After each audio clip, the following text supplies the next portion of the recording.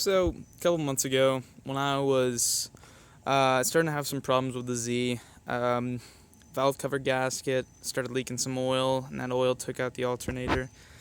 And it was just kind of a downhill slip from there. And then I needed to get the timing belt done because it was just high mileage at that point.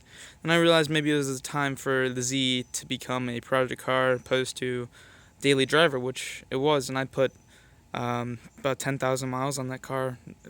I picked it up with 170. It's over 180 now, and that was over the course of a couple years, I suppose. But I'm not getting rid of it. I plan to keep it, and it's gonna be a fun little car. Maybe swap a twin turbo motor in it. But for now, this is the new car. This is a Mark 7 GTI 2015. Picked it up new. And I really do think it is the best looking GTI so far. The line down the side, following the little GTI emblem over here behind the front wheel, it looks fantastic.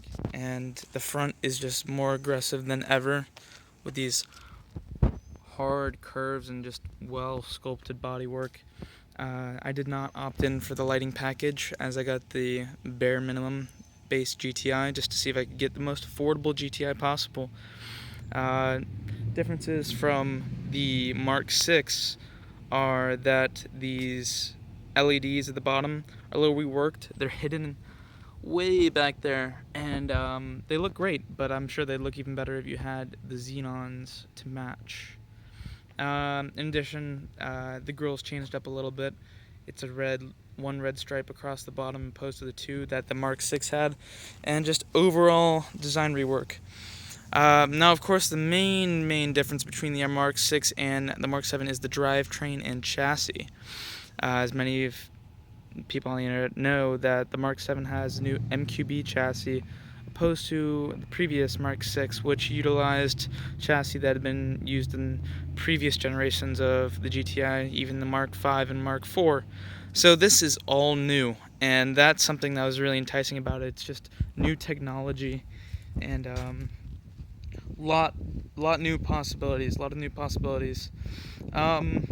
So what I really like most about the design of this car is I feel like it has a lot of Audi design cues, and I mean, these taillights here look like they came straight off an Audi A4 or an A3, and it just looks fantastic.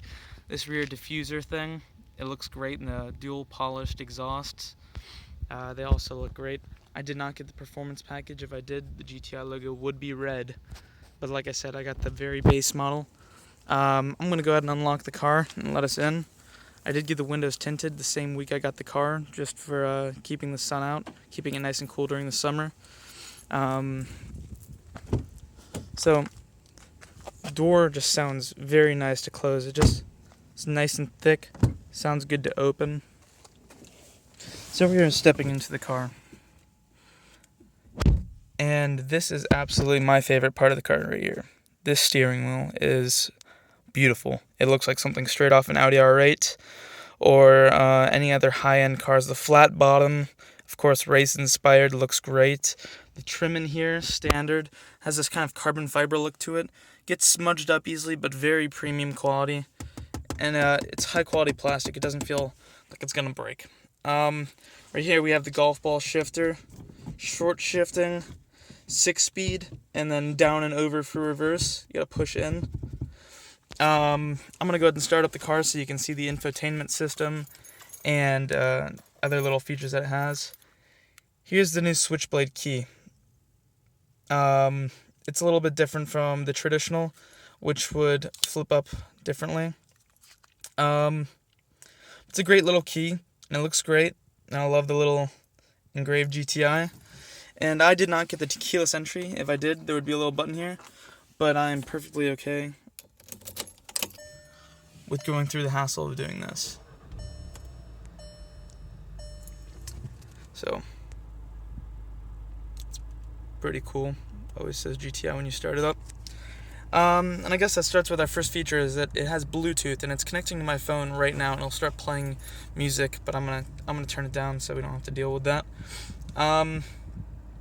Starting with the features of this car, in this infotainment system, it has AM, FM radio, of course a standard, and then it has XM radio, and you'll get a few months free, I think 3 months free, and I'm probably running out.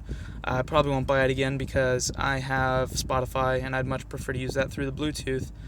The phone connect is great, actually, and I can add favorites and whatnot, and I can dial numbers. Oh, it looks like it's still connected to my phone. There we go. I'm not going to go through my contacts because that's a little personal, but you can enter your phone numbers. Voice command tells you some commands that you can use. Right here, if I press car, it tells me all sorts of statistics like my miles per gallon. Now, that seems a little bit lower than usual, and that's because I was driving a little bit more spirited. Just a quick little run, about 20 minutes. But since I've had the car, I've averaged about 25 and a half. And of course, that's braking in. As you brake the engine in, it becomes more efficient and it's smoother, less friction.